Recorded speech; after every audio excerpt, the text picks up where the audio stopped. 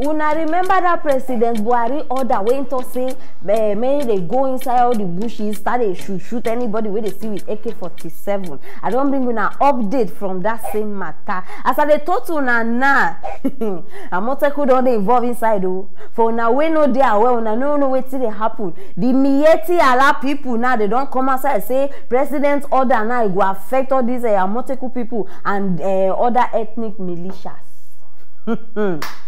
Omo, na Amotekun versus bandits. Abi Amotekun versus, in fact, the matter just they very complicated. And now these Miyetti people, they believe say they get right, they get order. Now imagine this one fit come outside now, say they talk to people. Ah, we don't suffer. Hey, we don't suffer, but it go soon end. So now Amotekun be una problem. Amotekun be una problem upon all the things we una supposed that they talk about when they bring Amotekun. If no be mistake, why the mistake? Oh, make una correct me if I the mistake. Amotekun no dey backed by law. Amotekun is backed by the law. That one dey everybody know am. But waiting they call them Miyetti Ala. Waiting they know una for. You know they pass terrorism. You know they pass attack. You know they pass killing people. You know now so they go to work with AK-47 cowardly. They no fit come your front say this one they behind. So make una tell me where they legalize una own. Miyetti what? Where they legalize una at least everybody know Amotekun. Everybody know am. The way Buhari government just they give this cattle breeders authority, the thing it take me out of seat. It they take me out of seat because I'm not just the understand. So now with when time reach, me will listen to better matter. Now nonsense people go they come outside say they can't address us. So now these Miyetti people now they don't become mouthpiece and policy interpreters. Now then we they listen to now. I no blame una. Now because una patron, you dey on top that seat. May we wait. By the time una patron get down from that seat, una go tell me where una go see that mouth una get. When they come outside, they talk many things.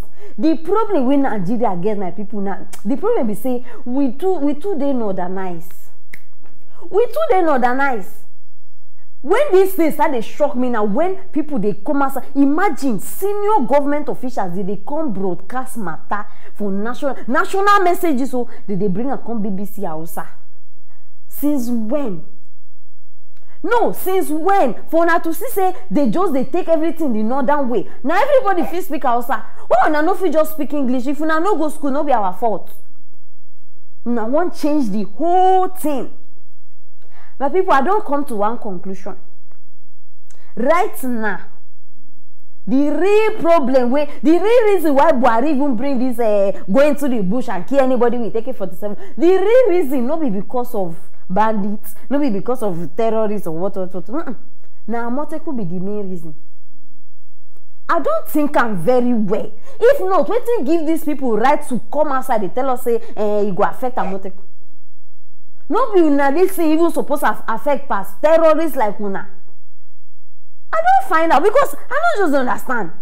See, oh, make we dey very careful this period because see, they plenty where they dey against us. They plenty, so make una dey alert. Una dey come, hey, Amotekun, they keep people. They keep people unlike una. Killers. Una just like trouble for this life when una come. Una just like serious trouble. And that trouble, now go get and double. Make una relax. See, they say best revenge is served cold. So, make una relax, it go come. So, I beg, Nigeria government, me, the conclusion for this matter, whether you like them or not, because let us separate. If they say na him go better, may everybody see, Northerners should have their country. Have your country, you can keep Buhari as your president in the north. We don't need them because we don't give us many headache, many problems.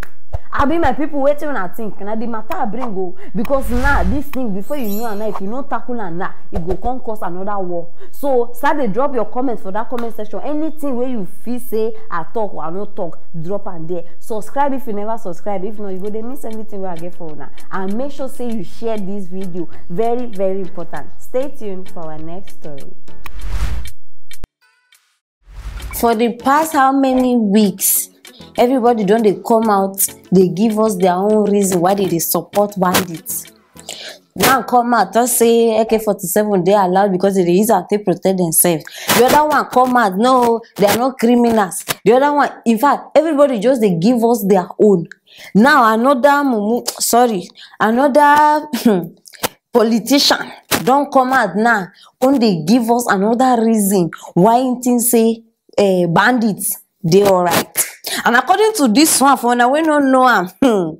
Now former president aspirant Adamu Gaba into say bandits now no difference between bandit and Niger Delta militants, because matter reach me before say all these Niger Delta militants they be attack oil producing facilities, and this one happen for Delta. They cause many shutdown for oil terminals. They even fall in Nigeria oil distributed they call a production. In fact, they scatter anything oil for Delta, they scatter and they pieces am.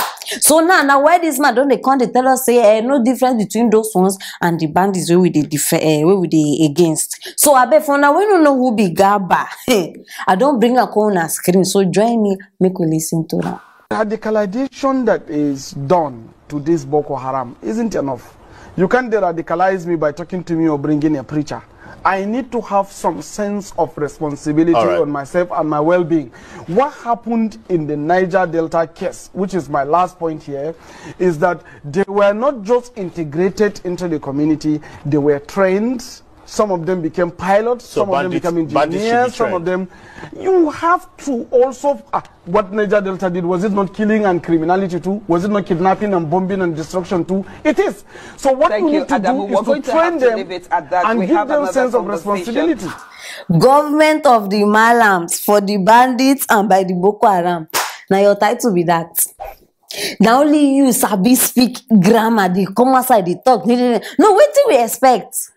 Wetin una dey expect when person wey come outside they tell us say make we leave Bitcoin, make we start the focus on cow coin. Now the country na animal zoo kingdom. So now everything wey we dey do must dey connected to cow. My brother, the fact say lockdown dey no mean say your brain supposed shut down, because this one as they see you like this, they don't remove that thing where they make human beings they reason where they think. Hey, Nigeria. Wow. And the fact self where this man been the dream say he will become president of Nigeria. Now the one way even they waiting with that English start to my heart. That one even they shock me. You been the dream to become president like this, with this mentality where you get, where I don't even know who that you, whether I'm from cow, I've been from human beings, not like this. Nonsense just fool this country. Nonsense just fool Nigeria like this. Ezioku. It is very clear. My people say northern leaders now them be the root of all the problem where they happen for north. Northern leaders, not trust them. Now in fact, now them be the genesis of all the problem where they happen for north. See this one. He just come outside now, the open mouth like one born sacrifice. So I don't even know where they pick them from. The agenda now they very clear, and they gradually they unfold. So I just hope say una they ready like this. Hope say una they ready, because this one will go come now. Una no go even believe say una expect am, abi una no expect am. So I beg all the what did they call these people? Occupy Nigeria, all una title una no say una get. Make una start to do something fast before it go late.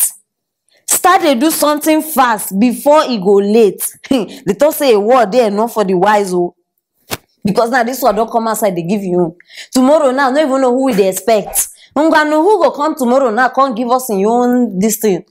Mr. Figure of speech, don't do it, won't go. Chineke. See who they come out, they compare bandits and Delta militants. Una dey come outside, no, una even still get mouth, dey compare bandits. Abeg, Delta militants, they be dey fight for their rights. They be dey fight for their rights.